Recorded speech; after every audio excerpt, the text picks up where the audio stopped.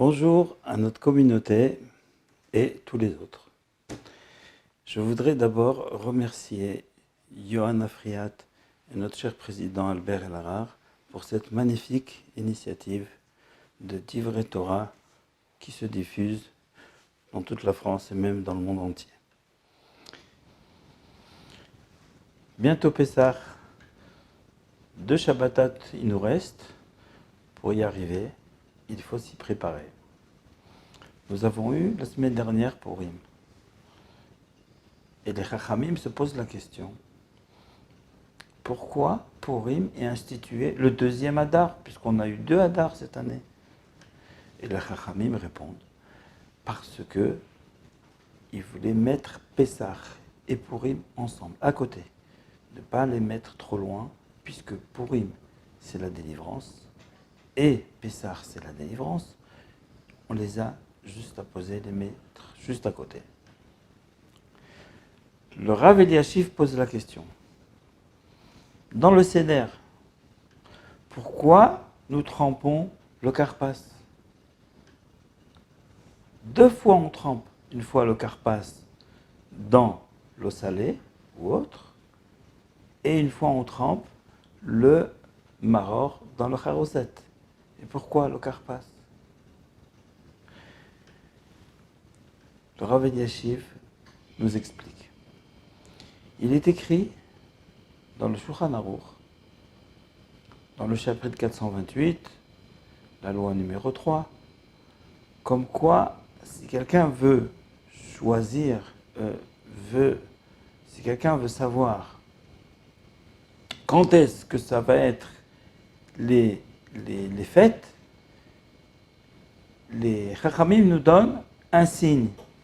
Atbash, Aleph, Tav, At, Aleph, Tav.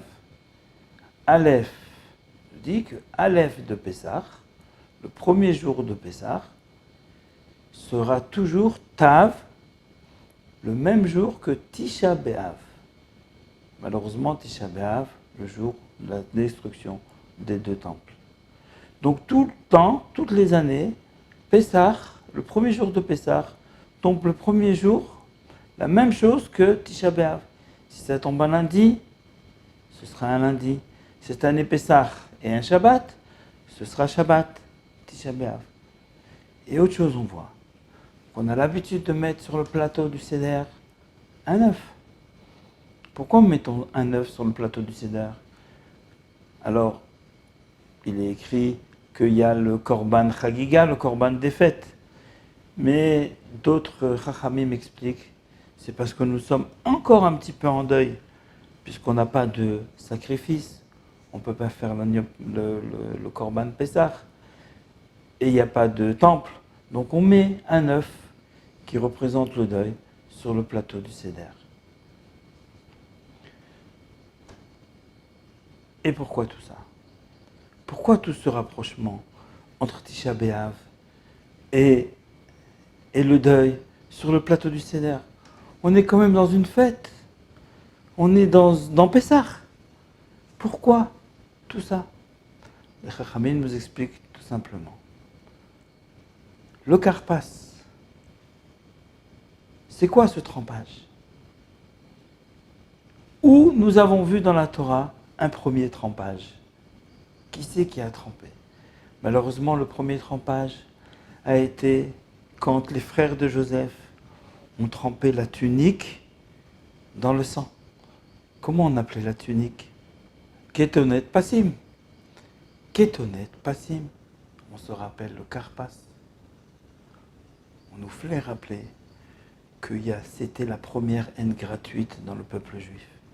Les frères de Joseph avec Joseph. Et la Torah nous dit une condition sine qua non à la Géoula. Si on veut que Be'ezrat Hashem, Dieu, nous sorte de toute cette galoute, de tout cet exil, il faut qu'il y ait le shalom, il faut qu'il y ait la paix entre nous. C'est pour cela qu'il faut éradiquer la haine gratuite dans le peuple juif. C'est pour cela qu'on nous dit karpas, on va tremper dans l'eau salée. Mais après, quoi on va tremper? On va prendre les bras mères et on va la tremper dans le sucré, dans le charoset, pour dire maintenant on va chercher l'amour gratuit. On va tremper la mer dans le sucré, dans l'amour gratuit. Et ça, c'est la condition sine qua non à notre Géoula. C'est pour cela que nous trempons Karpas, pour se rappeler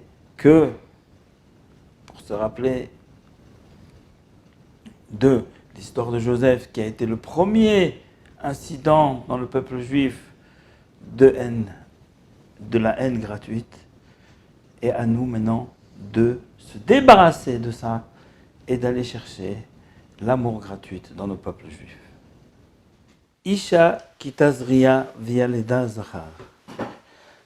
Une femme qui a un enfant mâle. C'est le début de notre paracha. Et qu'est-ce qu'on fait quand on a un enfant mâle? Eh bien, après 8 jours, il y a ce merveilleux moment qui s'appelle la Brit Mila. Et les Chachamim se sont posé la question, pourquoi la Brit Mila après 8 jours? On aurait pu croire que c'est une question que le bébé soit en bonne santé ou soit assez grand, mais non. Tout le monde dit qu'on pouvait la faire le 2e jour ou le 3e jour. Pourquoi le 8e jour? Alors, tout le monde sait que le 7e jour, c'est ce qu'on appelle la nature. Le teva. Quand un bébé naît, c'est quelque chose qui est en dehors du teva, en dehors de la nature. Pour lui faire la Brit Mila, il faut attendre 8 jours. Quelque chose de plus. Et le Tzfat Emet nous ajoute que pourquoi on fait la Brit Mila au 8e jour? Parce qu'il fallait absolument que ce bébé passe un Shabbat. Qu'il ait cette Kedusha de Shabbat. Tellement important ce Shabbat, même que le bébé ne comprend pas, ne voit pas, n'entend pas, encore tout petit. Mais sa Neshama est là, sa famille est là. Il fallait qu'il passe un Shabbat dans ce monde. Et quand il a passé un Shabbat dans ce monde, on peut le rentrer dans le peuple juif. Voilà. Je vous souhaite un Shabbat Shalom et un bon Pessah à vous tous.